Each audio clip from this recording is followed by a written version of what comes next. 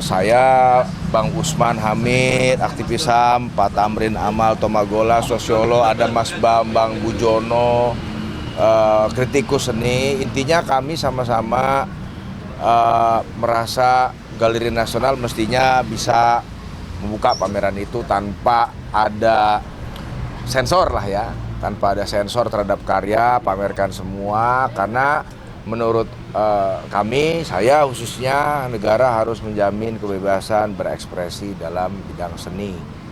Dan penyampaian kritik yang dilakukan oleh seniman, dalam hal ini pelukis Yo Suprapto, melalui karya-karyanya itu kan suatu hal yang lumrah, suatu hal yang biasa, yang justru harus ada jaminan dari negara, karena Galeri Nasional sendiri itu bagian dari pemerintah, ya harus diberikan ruang untuk memamerkan keseluruhan karyanya ya tanpa ada sensor. Dan saya sendiri tidak ingin kalau kejadian ini menjadi presiden lah ke depannya. Jadi nanti kalau ada hal-hal yang sama bisa dengan mudah dibatalkan, ditunda secara sepihak gitu ya, dengan alasan apapun. Jadi saya tidak ingin ini terjadi lagi ke depan, supaya kita bisa naik kelas lah dalam berdemokrasi. Dari saya seperti itu. Mungkin Bang Usman. Ya, pertama saya termasuk yang diundang lukisan Yo Suprapto, dan ketika mendengar pembatalan itu karena alasan sejumlah lukisan Yo Suprapto dipandang sensitif karena ada sosok tokoh politik yaitu mantan Presiden Joko Widodo di dalam lukisannya, saya langsung menyesalkan sekali penyensoran itu, karena negara telah meratifikasi Kovenan Internasional tentang Hak-Hak Sipil dan Politik. Ketentuan pasal 19 dari Kovenan Hak Internasional tentang Hak-Hak Sipil dan Politik menjamin kemerdekaan berekspresi dari setiap orang, termasuk seniman. Kebebasan untuk mendapatkan informasi, menerima informasi, menyebarkan informasi, dan juga gagasannya, baik melalui medium verbal, medium tulisan, maupun medium seni. Nah, medium seni ini termasuk kebebasan intelektual, kebebasan artistik untuk menyampaikan gagasannya. Nah, biasanya penyensoran atau pemberedelan karya seni hanya terjadi di negara-negara otoriter, di negara-negara totaliter. Misalnya, ada 3 alasan yang selalu digunakan oleh negara-negara totaliter. Yang pertama, karena mengganggu stabilitas politik. Kedua, karena mengganggu norma agama. Ketiga, karena mengganggu norma sosial ekonomi. Nah, tampaknya Indonesia belakangan ini memang tidak lagi dikategorikan sebagai negara dengan kualitas demokrasi yang baik, di mana kebebasan berekspresi dijamin. Kenapa? Karena ada 3 problem yang terjadi dalam tahun-tahun terakhir di Indonesia. Pertama, menyempitnya ruang publik, ruang masyarakat untuk menyampaikan kritik dan protes. Demonstrasi direpresi, dikriminalisasi, perjuangan tanah kemudian digusur, ditangkap, diserang, dikriminalisasi, dan seterusnya. Yang kedua adalah merosotnya kebebasan untuk beroposisi. Banyak partai politik yang dilemahkan dengan dijadikan sandera di dalam kasus-kasus hukum. Jadi senjata-senjata politik sudah mulai menggunakan aparat penegak hukum dan hukum-hukum sengaja untuk melemahkan aktor-aktor oposisi. Yang ketiga adalah melemahnya integritas pemilu. Nah, 3 indikator ini adalah 3 penentu apakah sebuah negara masih disebut negara demokratis. Nah, Indonesia sudah mengalami pelemahan kualitas kebebasan sipil. Yang pertama, kebebasan beroposisi. Yang kedua, dan juga integritas pemilu yang diragukan kejujurannya atau keadilannya.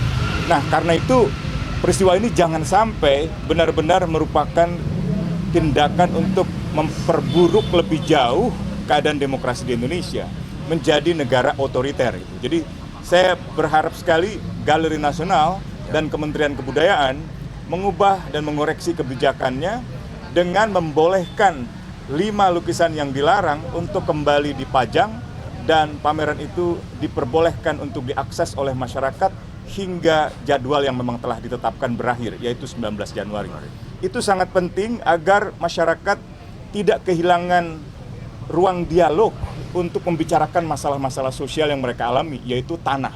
tanah menjadi tema yang sentral dari lukisan Yos Suprapto, yaitu tanah sebagai dasar dari kedaulatan pangan masyarakat. Banyak sekali pertanian, perkebunan masyarakat yang tergusur oleh industri-industri besar, industri nikel, industri batubara, atau perkebunan besar seperti sawit, sampai dengan pembangunan gula tebu di Merauke yang belakangan banyak mendapat sorotan dari berbagai kalangan. Jadi saya kira Yos Suprapto telah menyuarakan keresahan masyarakat yang kehilangan tanahnya melalui pameran tunggal dengan tema tanah untuk kedaulatan pangan. Jadi saya berharap pemerintah justru mendengar kritik dari masyarakat melalui ekspresi artistik dari seorang Yos Suprapto. Amrin? Saya kira udah cukup ya. Sudah dipakai untuk proyek-proyek infrastruktur dan kemudian untuk pertambangan dan perkebunan. Dia sudah mengamati itu lama sehingga dia menyuarakan penderitaan rakyat itu lewat lukisan-lukisan itu. Sehingga sebenarnya kita harus berterima kasih kepada Yos Suprapto bahwa dia sudah menjadi penyambung lidah dari penderitaan rakyat. Nah, kemudian kalau ada yang tersinggung dengan itu, saya kira ya sudah biasa di dalam kekuasaan negara itu selalu ada pihak-pihak yang merasa alergi dengan berbagai kritik yang begitu langsung seperti yang dibuat oleh Yos Suprapto gitu. Apalagi pameran ini kan sebenarnya lukisan yang dilarang itu sebenarnya dikatakan kurator sudah keluar dari tema pameran. Padahal sebenarnya tidak. Lukisan-lukisan itu masih di dalam tema dari pameran ini. Mengapa? Karena tema pameran ini adalah tanah peningkatan Kedaulatan pangan. peningkatan kedaulatan pangan.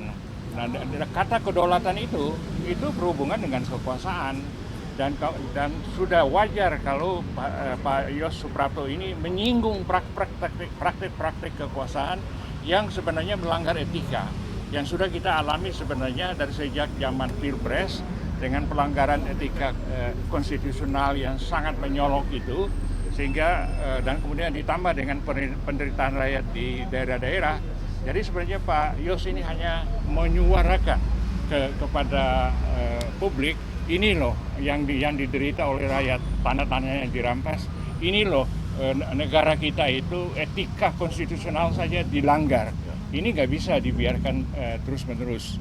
Jadi sebenarnya secara tidak langsung sebenarnya Pak Yos Suprapto mengajak masyarakat untuk ikut memikirkan apakah tata cara penyelenggaraan negara yang sejauh ini dalam 10 tahun terakhir ini sudah benar atau tidak, atau harus dikoreksi. Dan sebenarnya ujungnya kalau saya lihat adalah dia mengajak kita untuk mengoreksi tata cara penyelenggaraan negara yang sangat melanggar etika itu. Itu saja. Terima kasih. Ini kan mitra. Ya tentu kami sedang masa reses sekarang ya. Nanti di masa sidang pertama tahun depan itu juga bisa dipertanyakan. Tapi saya pikir sebagai mitra kerja dalam hal ini juga saya meminta Galeri Nasional tetap membuka dan menyelenggarakan pameran itu tanpa ada karya yang disensor. Karena apa? Karena akan disebutkan juga oleh Menteri Kebudayaan tidak ada beredel. Maka jalan satu-satunya untuk membuktikan tidak ada pemberedelan karya yaitu dengan jalan membuka pameran tersebut dan tidak ada karya yang disensor atau diturunkan. Karena sekarang pun masih terpasang karyanya. Jadi ya satu-satunya jalan untuk membuktikan tidak ada pemberedelan, tidak ada sensor karya, tidak ada pembungkaman, yaitu dengan cara membuka resmi pameran tersebut di Galeri Nasional dan biarkan karya tersebut dipajang, disaksikan oleh publik sampai dengan 19 Januari sebagaimana tanggal yang sudah ditentukan.